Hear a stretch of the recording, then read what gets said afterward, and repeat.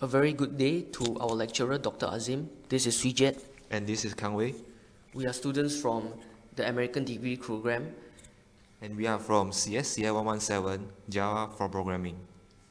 Our team consists of 3 people, which we have collaborated to make this game possible. And they are me, Sujit, And me, Kang Wei. and also Chao Wei. The concept of the game, TapTapGo, basically relies on 2 major concepts, which is the first game, which promotes accuracy, and the second game promotes speed of tapping. In making this game, we hope users can improve hand-eye coordination and also basic motor skills, and hope you guys have fun. This is a class for our games to set up a windows by using JFrame and set up some buttons by using JButton. When we run the program, it opens up a windows with 2 buttons, and when we click one of the button, it will open up another window, and when we click the play button, it will start running the game. It's all because we're using action listener and action event to call the another class by clicking a button. And at the end of the codes, we have a main function to run the whole program.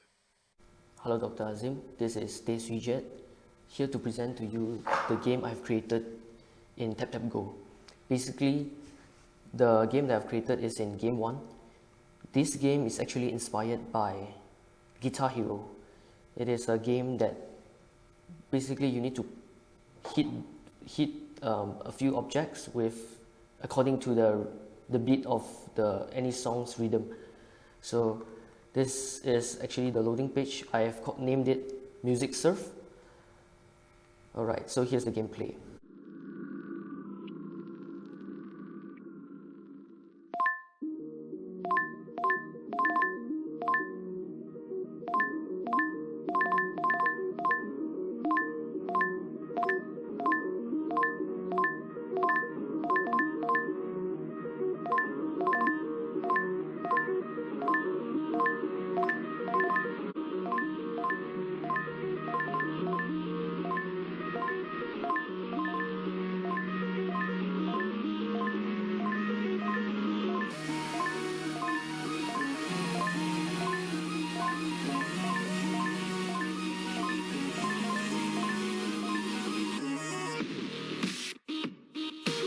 So to give you a brief idea of the game, here is the layout. So the few important classes that I've used here are, of course, the J panel, which you can see is the panel here. This is actually an 800 by 900 J panel that I've used. And of course, the important part about this is also the graphics class in the API and also rectangle. And as later on that I will explain, this game works relatively closely to the rectangle graphics and also the array list class. So, and also a very important class that is called the timer. Basically, the timer class helps you regulate, what will happen each frame. So from this picture, you can see the background layout. This picture that I've gotten from an artist online. It's actually quite a nice picture and suits the theme of this game, and also the music. And the music I've downloaded from online. It's actually named Derest, which is a WAV extension file, which I've played it using the javax.sun audio class API to import the music in. So basically, the moment you start the game and a tab pops up, the music will start. And the outcomes, the learning process in this game is quite interesting for me, because I learned quite a lot about, the first thing that I find very useful is, of course, the game loop. After doing some research before starting this game, the game loop is basically laid out in 2 very important parts, or you can call operations. The first one is the update, which is what your game actually will do each frame. And the second operation is what you call a renderer. That means what each frame will produce, what it will render. So basically, you need to think in terms of frame. So one frame, how much pixels will it move? So basically, this is it. And another interesting part about this is, of course, the usage of array lists. So if you can see here, the blocks here, the image here, which I've imported from also online. This is actually a PNG file of a cube which has arrows in it, and I've edited it to become white inside using a Photoshop app software in my computer. So basically, each of these rectangles are objects basically. And why do I say it works relatively close with rectangle graphics and also the array list? So I have stored it. Basically, this game has 4 types of blocks: 1, 2, 3, 4. That means up, down, left, right. Basically, this is one array. This is the second, third, and fourth here. So basically, all of these are a single rectangle object which I've stored and used. Comes the rectangle class has come into play. So basically, what rectangle class does is it takes 4 parameters, which are the x-axis, y-axis, width, and also the height. So what I did basically is I saved the position of the blocks I wanted in the rectangle. So you might wonder, how do I generate all these blocks? Basically, these objects I have generated using an external file, which is called the fstream. I think it's called the fstream file, which I basically placed all my maps in a text file. So all of these are actually represented by zeros and x's. So the map generator basically reads the text file and determines if it's I have set it, if it's a 0 character, it will generate a block. So you see, like this one, there is no block here, there's no 0. That means there will be no blocks generated. So basically, this array will store all the rectangle objects which I want to generate. And not to mention, the graphics class which I've used. After using the rectangle class, you basically use it according to the graphics class, which in the rectangle class, you basically have actually 4 fields which are attributes that you can use here, which is the .x, .y, .width, and .length. So basically, they will yield the position of one rectangle object. So in the case of the update operation, what you can see is basically the block is jumping, I think, around 10 pixels per iteration. So the object is moving at 10 pixels per iteration. So you can see it moving down. And basically, what the useful part about JFrame is, it's actually a coordinate here. You can see this is 0, 0. It's actually a y-axis and an x-axis. So the blocks are generated and placed all the way up, which you cannot see because it's bounded by the JFrame.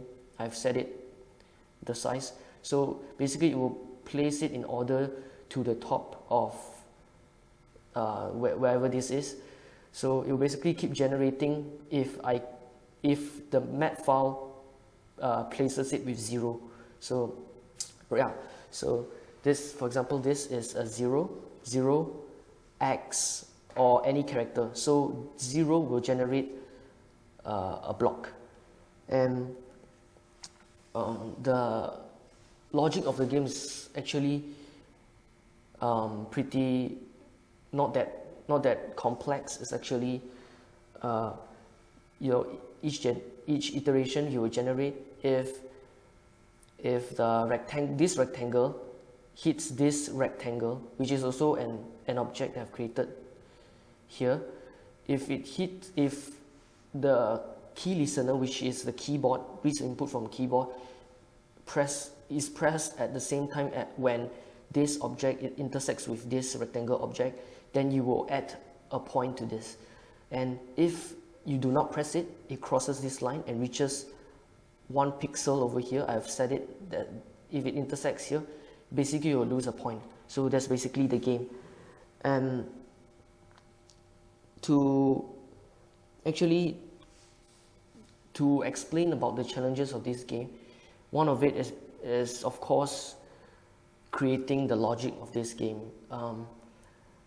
This game started out with an idea of creating random generated blocks of beats using any audio file, but I'll move on to that pretty shortly. Why didn't I use that?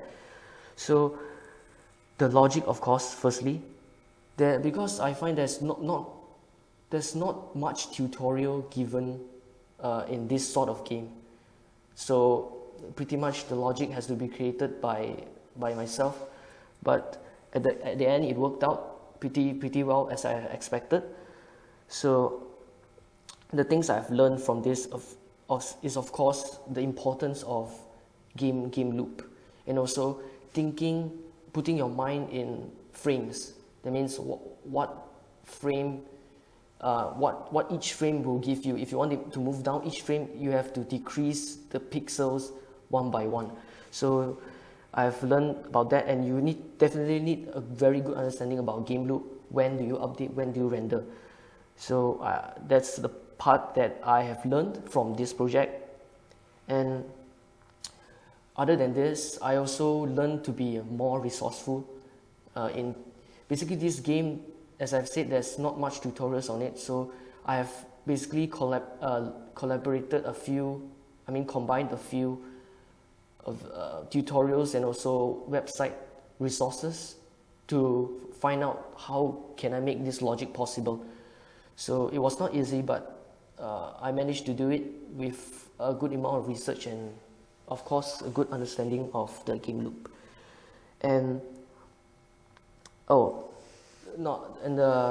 lastly, the learning outcomes is of course I have stated, and what can be improved in this game. So bringing back to perspective about the one that I've talked about by generating blocks according to the beats. So I've did actually quite some research in this topic, and they have all come to this one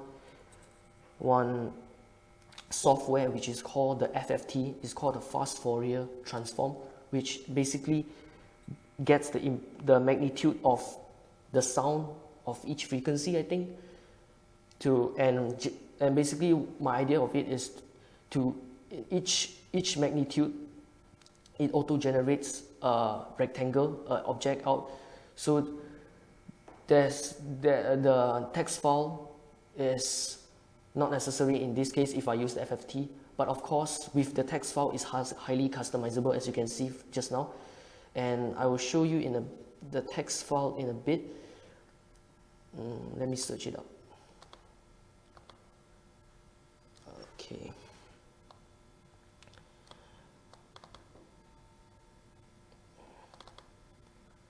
Alright, this is the first game. So as you can see, it's all made up of 0 and x's. So 0 basically generates the block. Game 2. Hi, this is Kang Wei. So as you can see, this is a tapping game written by me. Okay, basically, this is a game to see which player can press fastest to win the game. Okay, first and foremost, I have created a screen manager. It can update the frame and it also set the game to full screen.